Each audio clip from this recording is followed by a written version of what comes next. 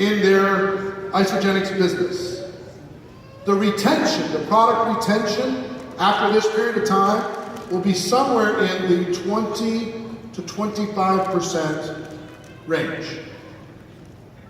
20 to 25% of the people who have not earned a single dollar in the sign-up month plus 6 months will still be quote-unquote active.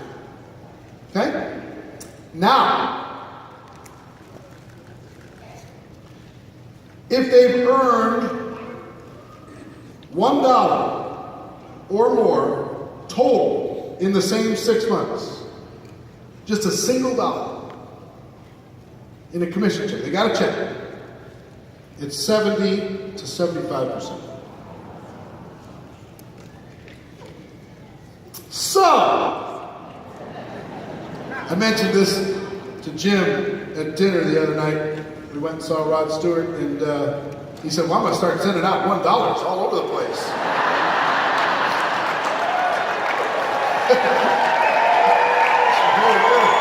Good strategy. I'm not quite sure it works that way. The stats might not hold up, but... So if we're playing Moneyball, we just want to get people on base. What do we need to understand? The magic of $1. The magic of $1. You, as a leader, need to have every strategy in the world to help a person as quickly as possible earn any commission check of any size. It does not matter. But it's a race, isn't it? The quicker you do it, the better chance you have. $1. Is that hard or easy? Easy. So, this has to become part of your total focus. You have to lock in with that person, help them find a customer that needs this product more than anything, owes them a ton of money,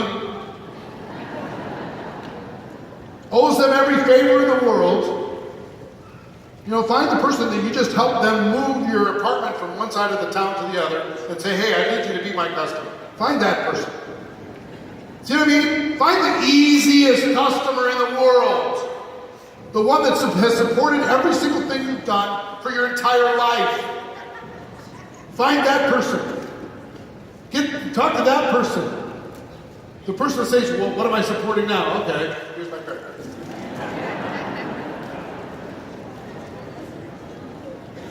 Thanks, Mom. Right?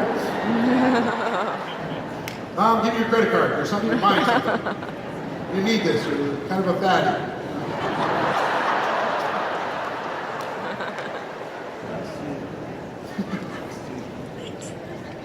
You have 100% success within your people that join your organization as a distributor. 100%. For the next 5 years. To earn at least $1 in their sign-up month plus 6 months. How different is your organization 5 years from today with 20 to 25% versus 70 to 75%? It's exponentially massive. It's not 50%. It's exponentially enormous. So I know the company's going to, think about this. Okay, how can we do this? How can we figure out strategies for this? Because this is a big deal. This is putting somebody on base. Yes, you don't have to have a lot of talent. You don't have to be a superstar leader. But you just need to figure out a way for somebody to earn $1. Now, if you get them to $300 a month, guess what retention rate is at $300 a month? 99%. Industry-wide. You can't get them to quit.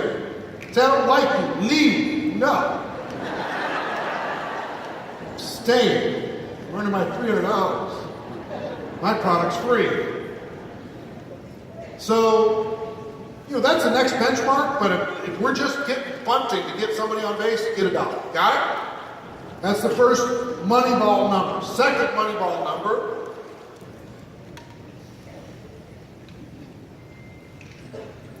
Super recruiters.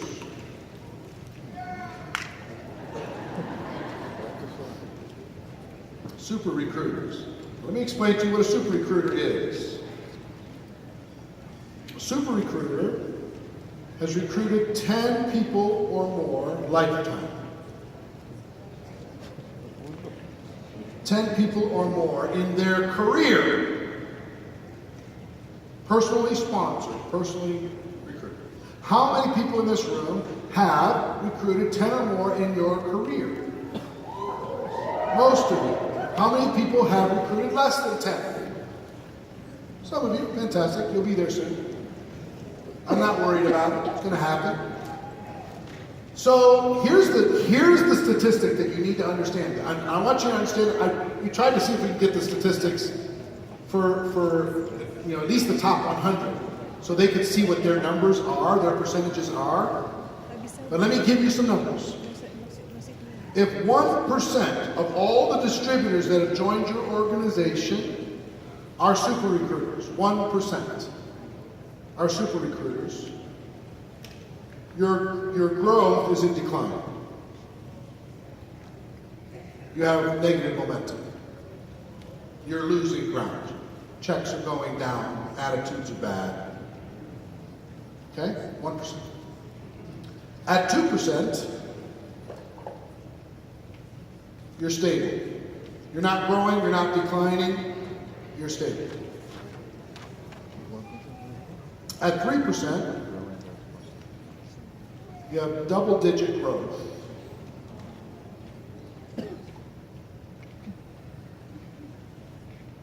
And at 4%, you have momentum. Now, I would love for all of you to see what your number is inside your, especially some of you with large organizations, what your number is. The company's going to work on ways for you to be able to see that.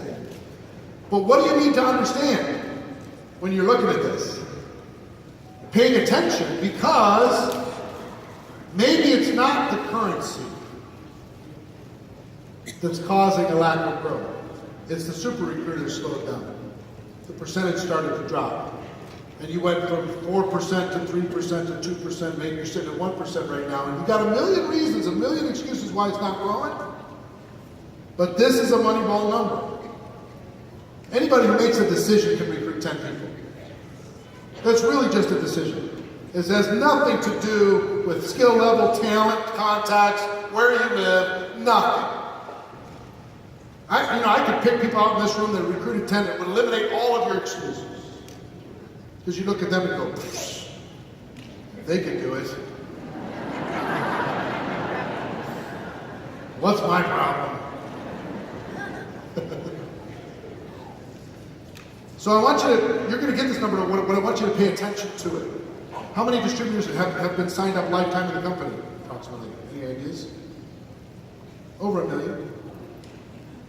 So that would say, what's, you guys put your number in your organization. Build that into the culture. How many people can you get to super recruit? How many people can you get focused on this task? Now, don't wait for the company to do all the things that you want them to do. They may not have a recognition program for 10 recruits. You create one. If it's valuable in your organization, you create one in your local market. They get a movie pass. They get, something. Create something. Make something happen. Come up with a pin. Come up with a t-shirt. Come up with something. Take charge. Be an entrepreneur. Don't be an employee. Make sense? All right. Third, Moneyball number for you to understand. Are major events. Major event attendance.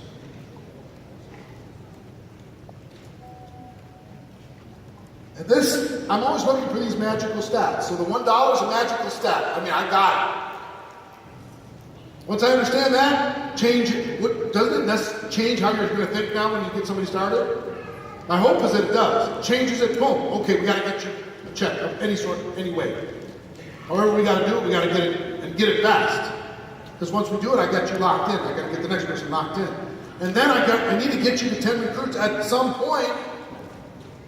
Super recruiters and major event attendance. Now,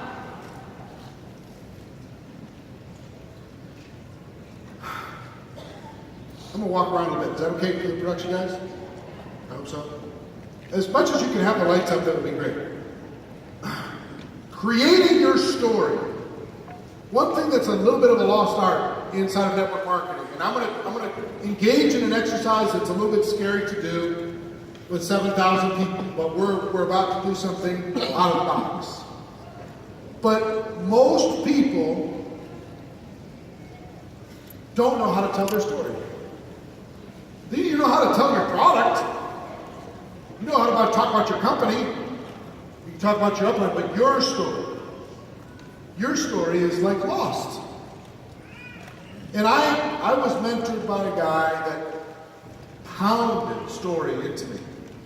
You have to learn your story. If you don't learn your story, there's a significant limit to the amount of rapport, trust, belief that you're going to be able to have with the people that you reach, the people that you talk to. Your story matters. You've got to develop your story. Now, I talk to people all the time that says, I don't know my why. I don't have a why that makes me cry. You know, I'm okay. I'm not starving. I have a job. I pay my bills.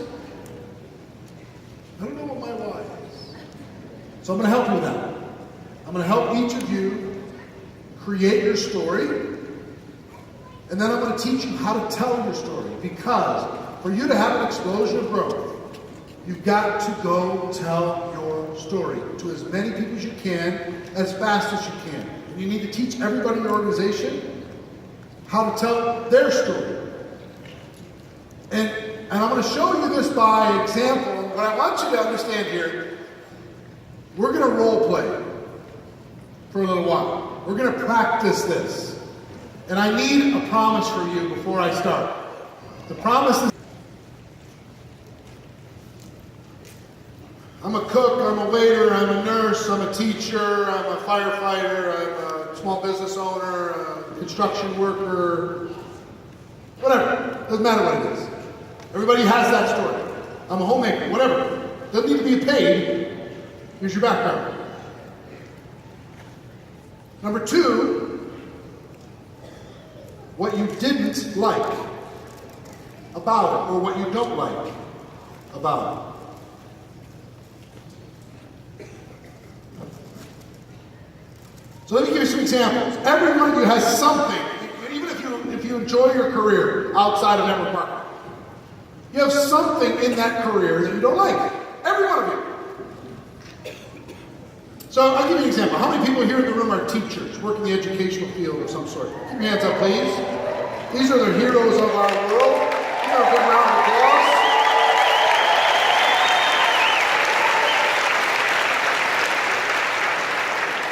You just gave them about the only recognition they're going to get for the next 12 months. Let me tell you something about teachers. If I was talking as a teacher, I know a lot of teachers, and I'm a teacher at heart. But inside of that system, you might be the best teacher in the world, but there's only so much they're going to pay you. No matter how many degrees you have, and no matter how good of a teacher you are, there's going to be other teachers in that system that are less effective than you with their students, and they're getting paid more than you. And that fairness grinds at you every single day.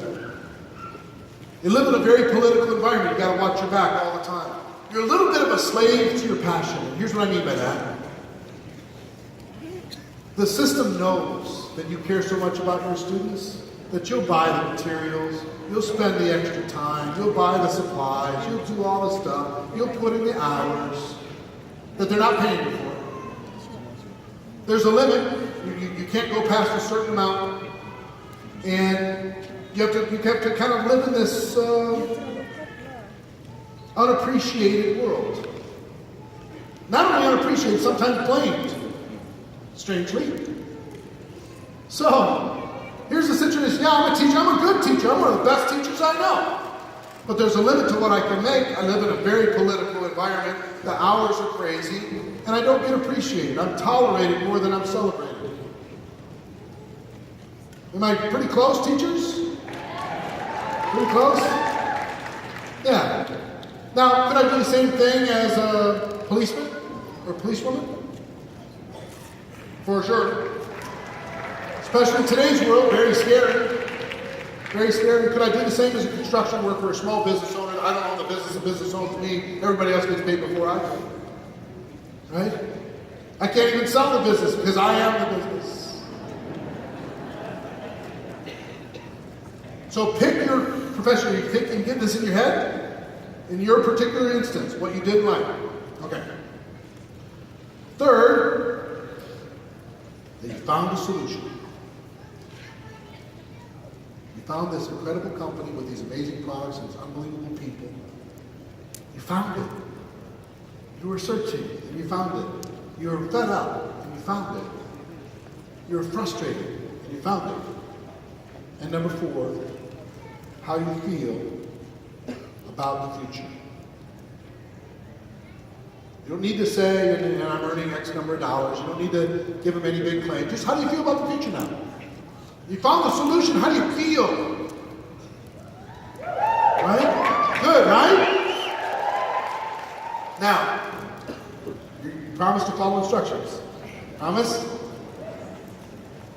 In a moment, I'm going to ask you to stand up, and wherever possible, please find a person you do not know or don't know well. And I want you to tell your story to them, 1, 2, 3, 4. We'll put these 4 things up on the screen so you can see it. And I want you to turn around and tell your story back to them. Okay? This should take 5 minutes total.